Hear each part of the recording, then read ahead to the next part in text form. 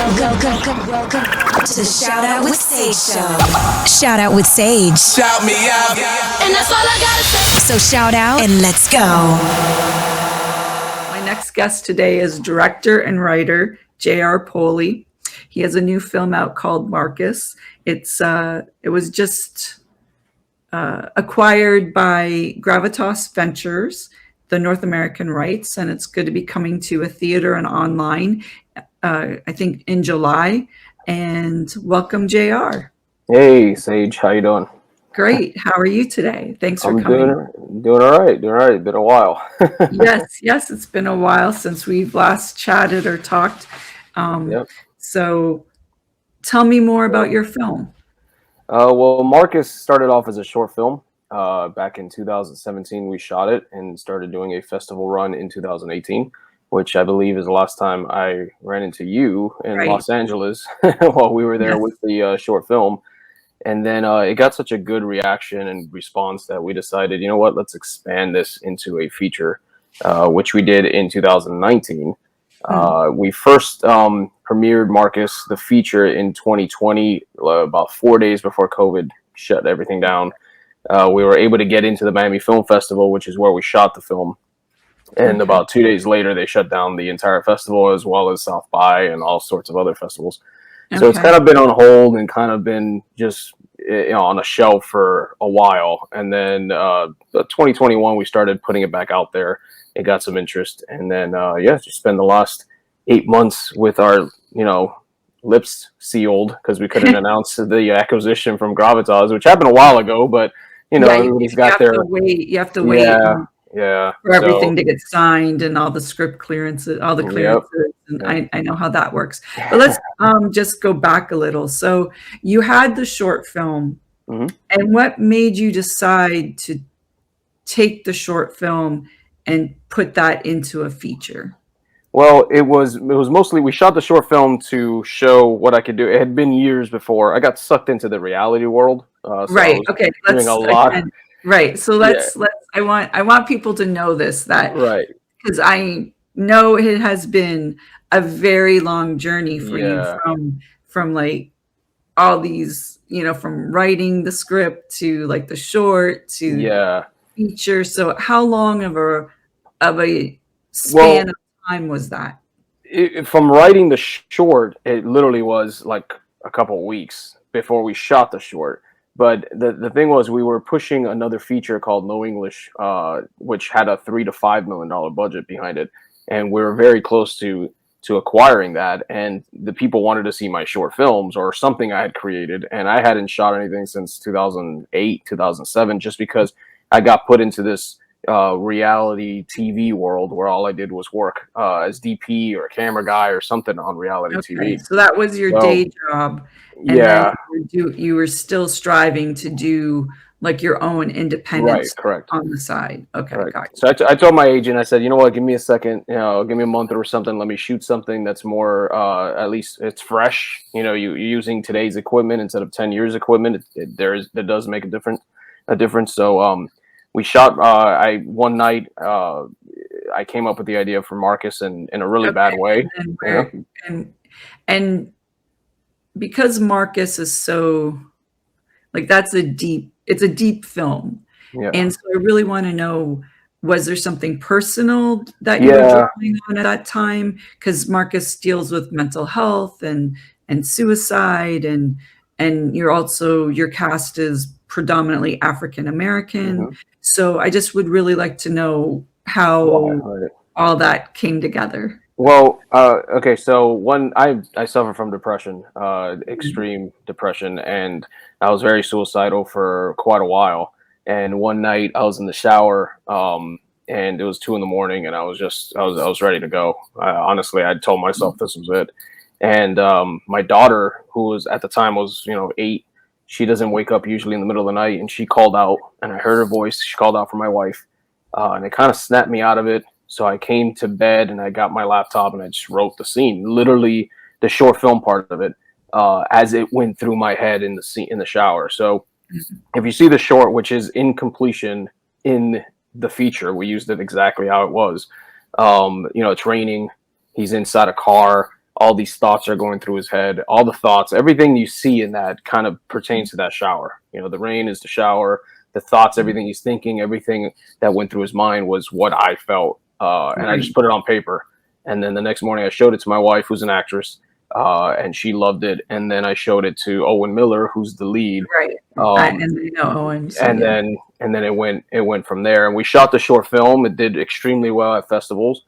And then I felt like I needed more. You know, I felt there was a lot of people coming up to us that were fighting mental health. And they the way they responded to it, we're like, okay, the no English script, the $3 million back thought, it kind of fell through, and we're like, okay, we either keep waiting or we just make our own independent feature based on the short, and that's what we decided to do. Did you find writing both the short and the feature and actually getting it done, was that like cathartic for you? Like, has that helped with your mental health? No, it made it worse because editing and sitting involved, and Owen did such a good job with it that I can't even watch it now. I mean, that's this, especially the scene of the short, because I know where it came from. So when that scene comes up in the film, I usually either have to walk out or you will hear a man sobbing hysterically somewhere in the theater. But what helped me was really the festivals and being on stage doing the Q&As, doing things like this. Because I remember my first festival was very closed. Only my wife knew what I was dealing with. And by festival 10, I had opened up all the gates. And I would tell everybody, everybody knew exactly how I felt all the time, and I was no longer hiding it. And I felt that that's what we needed to do. We needed to just open up discussions about what's going on in our heads instead of just holding it back. Trying to hold it back and wear the mask that, oh, I'm great and everything's fine, but inside I'm falling apart and I'm not doing so well. Yeah, I have family members that have mental health issues and have also some have passed due to taking their own lives. So I'm very familiar with that. So I wrote the feature based on my story and 5 of my friends who have all killed themselves. And I went to all their girlfriends or moms and I spoke to them, and I was shocked to hear that all 5 of them had no support. All 5 of them thought they were just, having rough times or they'll get over it. And obviously they didn't, and they lost their lives to it. And I do still feel I'm still here because I had that support. My wife is 100%. She knew when I was editing or when I'd get out of the editing suite with the editor that I was going to be in a mood, and she would be waiting with tickets to a baseball game. She'll be waiting with tickets to a movie. She's like, let's go switch you off and we're going to go somewhere else. So you need that support system. I thankfully have it, which is true reason why I'm still here. And, unfortunately, other people don't have that. Right. And do you feel like the first time you went up on stage, did you share with the audience that this was like, it was very story? And how did you feel about that? I did, and it was nerve-wracking. It was very, I didn't know how to feel. I mean, I'm Hispanic, I'm Cuban, and just like African American, macho and African American men, and this is why I chose Owen. African American men and Hispanic men have this sense of, especially because of our fathers. Our fathers are usually embed that into our head of, you can't speak emotion, you should not be crying, this is not what men do. So it was terrifying. But when I realized, I think it was probably St. Petersburg. I was at a festival in St. Petersburg, and that's when I opened up, and I was crying during the Q&A. I couldn't get words out, and afterwards, the organizer came up to me and said, I've never seen a Q&A like that. I've never seen anybody open up.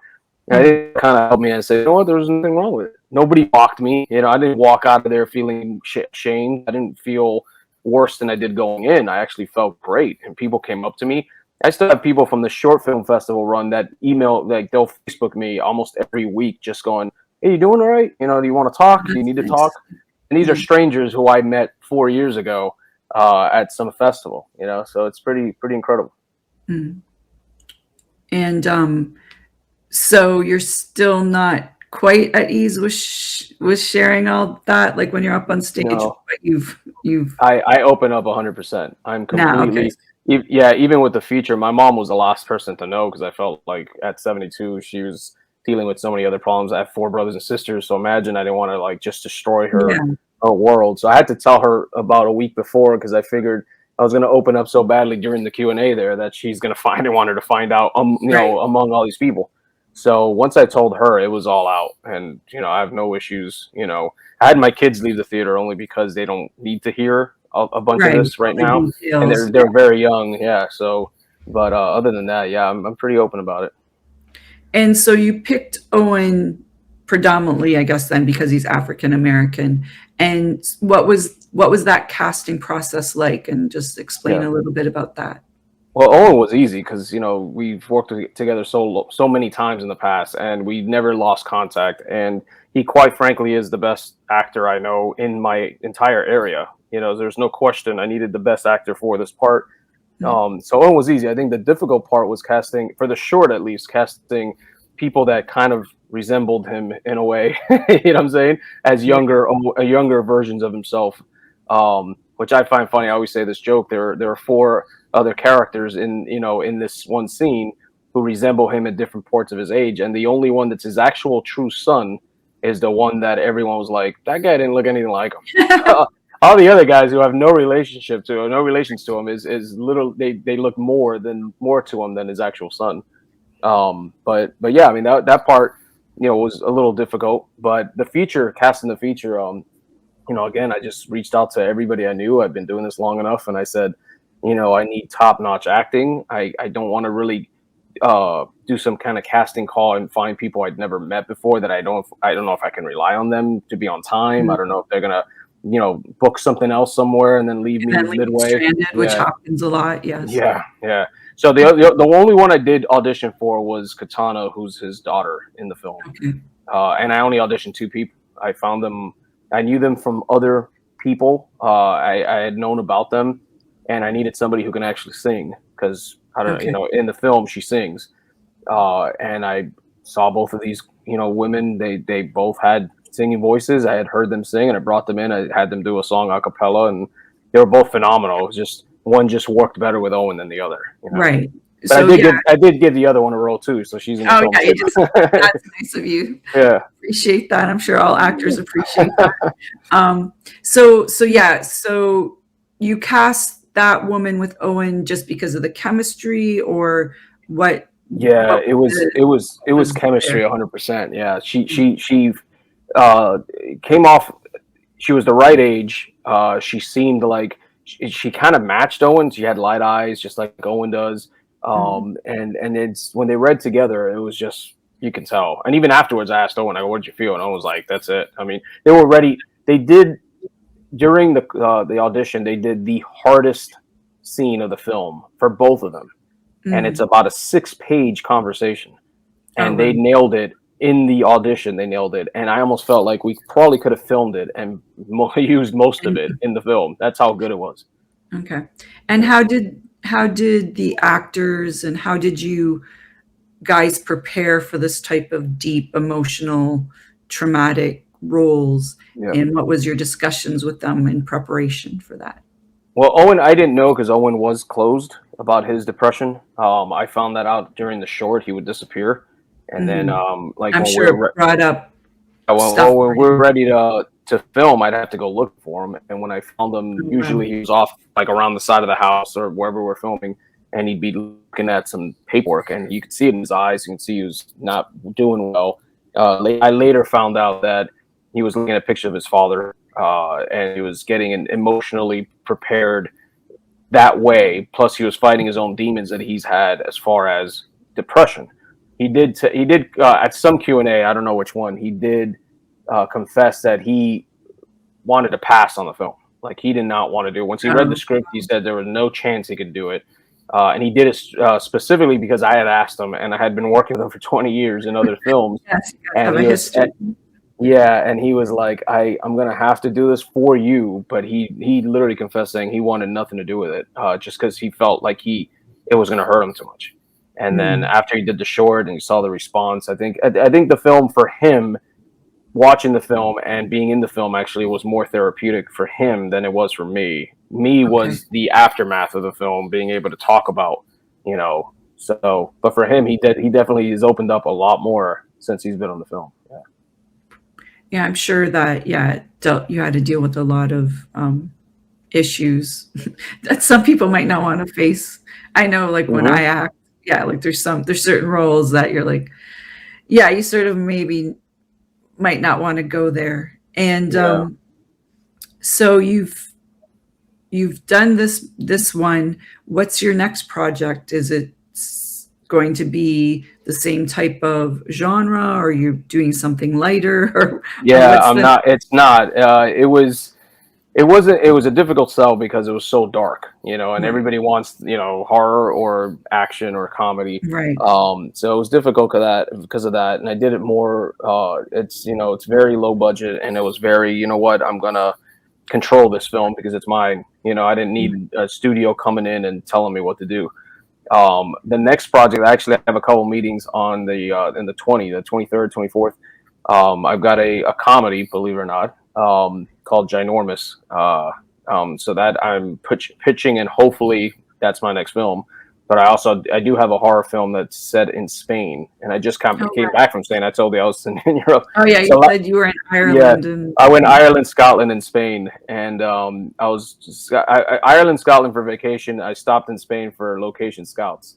And so that I'm prepared for a meeting with some investors about that from Spain, and I should be having that by the end of the month too. So speaking of investors, how did you finance Marcus?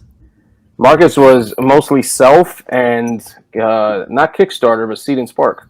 So I don't know if people know what Seed and Spark is. It's like Kickstarter, but it's specifically for filmmakers and or TV shows. But yeah, it was awesome. I was able to raise the money I needed, and we got started almost immediately. And plus, I had so many contributions from people who saw the short. We spent a week filming in a hospital, and they gave us the entire second floor of the hospital. They cleared it out and said, "This is yours. You can put extras. You can put whatever, store your gear, wherever." And they gave it to us specifically because they saw the short film. And my name actor, which is Paul White, he's the Big Show. He's from WWE. He's a wrestler. He came on 100% because he saw the short. I was going to ask you. So how did he? So he saw the short.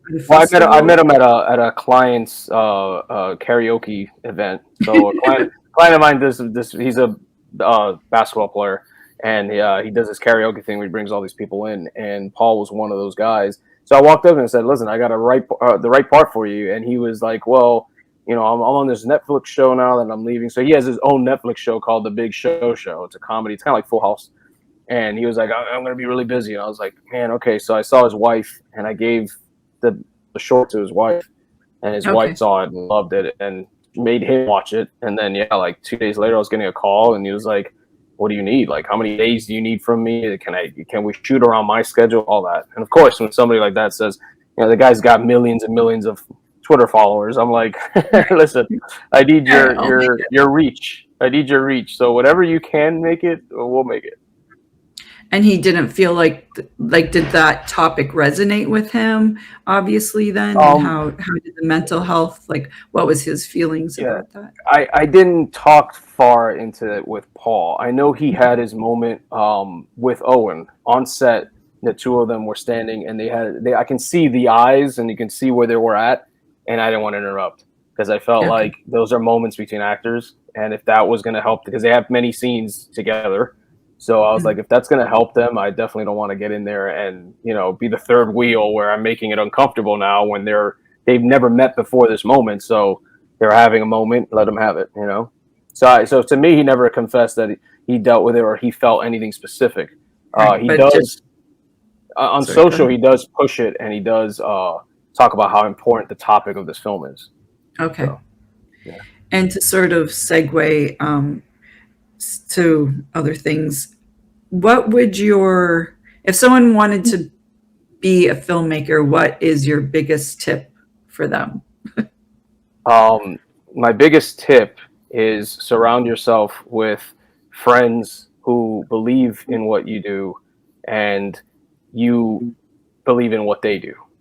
So what I mean by that is you got to surround yourself with a team, a crew that will be out there, with you free, in the worst of conditions, anywhere, and you have to be ready to do the same for them when they're ready to do it. Yeah. That's the basic, because you can film on anything these days, on iPhones, on iPads, but with no crew, it's very difficult. filmmaking's not a one-person thing. Yep, very difficult. You need other people. So yes, definitely, you need a team, and a team you trust. As you said before, with the actors, you need to make sure they're going to show up and they're going to be on time and all of those things. And since this is Shout Out with Sage, the premise of the show is to give thanks or acknowledgement to those people that have been pivotal or instrumental in your life. And who would that be in your life? Like, who would you want to give a shout out to today? I mean, at first I was thinking, you know what, I gotta go to my wife, right? Because she's helped me so much. But I've thanked her enough. I feel like I can never thank her enough. Let me rephrase that before she watches this. but I'm actually gonna go with my team, who's been with me since 2000 in film school, and again, I've done a good amount of short films. I've done some features, and they've always jumped when I said, "Hey, I've got an idea. You want to film something just a spec?" And none of them have ever said no, and I've never said no to them. But I will tell you, that's Matt Green. He's my DP, still my DP after 22 years. That is Robert Pierre. That we call him Bobby Brains. He's my script supervisor. He's also director, so I'm ready to be his scripting whenever he needs it. That is Owen Miller, my lead actor. That's Mike Green, who's Matt's younger brother, who was 10 when we first started filming, and he was carrying C-stands. It's the entire team that's been together for forever. Even Mario, who was another guy from film school, who immediately got sent back to Spain because he was on a school visa. Even 20 years later, who I saw in Spain for the first time in 20 years recently. 20 years later, he's upset he can't provide anything, so he'll literally send me money and say, here's money to do something with for this film. So that he's trying to contribute as much as he can, and that's what he does, because that's all he can do. Hey, sometimes money's good. Some people lift things, some people give money, some people show up. Everyone has their way of helping you, especially in filmmaking. And before we go, please tell people how to find you on social media or your website or all that good stuff. Yeah, on Facebook, it's JR Poli, as you see it on the screen down here. On Instagram, it's j.r.police_films. Marcus is also on both, Marcus_films. Now, Marcus does come out. It's actually on pre-sale right now. You can pre-order it on Apple and iTunes right now. It just came out yesterday. And next Friday, the 15th, is when it officially releases, and you can find it everywhere. It's going to be in theaters, and it's also going to be on demand and Amazon Prime and wherever you watch your movies. It's just going to be everywhere. On all the platforms you can find it. July 15th, yeah. Okay, and it's Marcus, MARCUS. Correct. Yep. And one more question, or maybe a couple before we go. What was the hardest obstacle in making this film for you?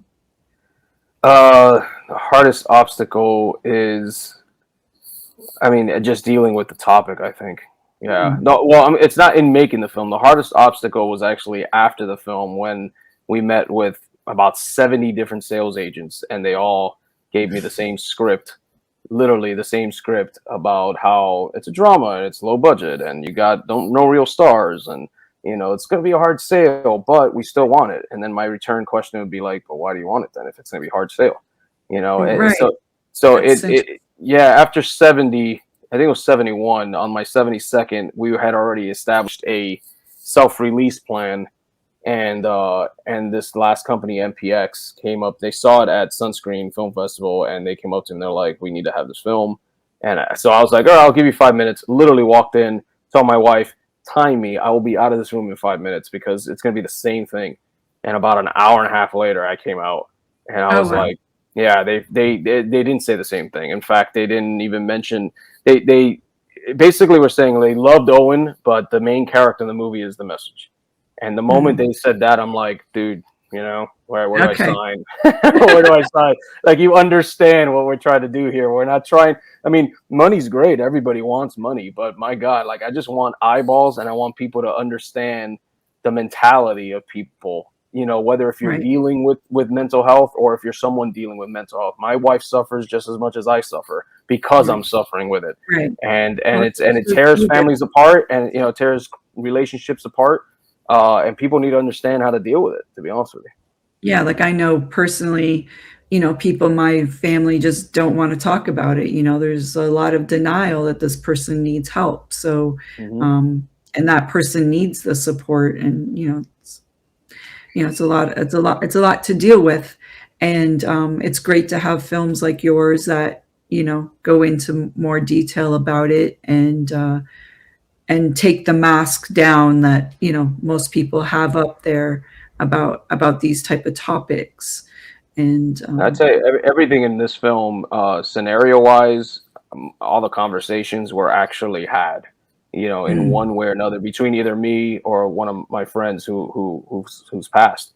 You know, just by interviewing their loved ones, they actually had these conversations, and that's why I've been told, there are critics who have reviewed it saying this is one of the rawest conversations they've ever mm, seen about mental health, because it's coming from not me, but just few people who yeah, have fought it all their life. Yeah.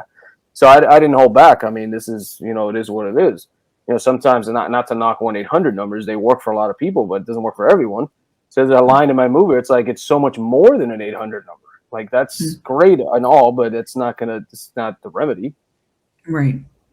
Yes, everyone I imagine would, everyone's different, so everyone you know needs different support and different things to help them get through those really rough times, and to keep going. So, and with that, I want to leave it on a positive note. Anything else? Anything else you want to say, JR, before we go?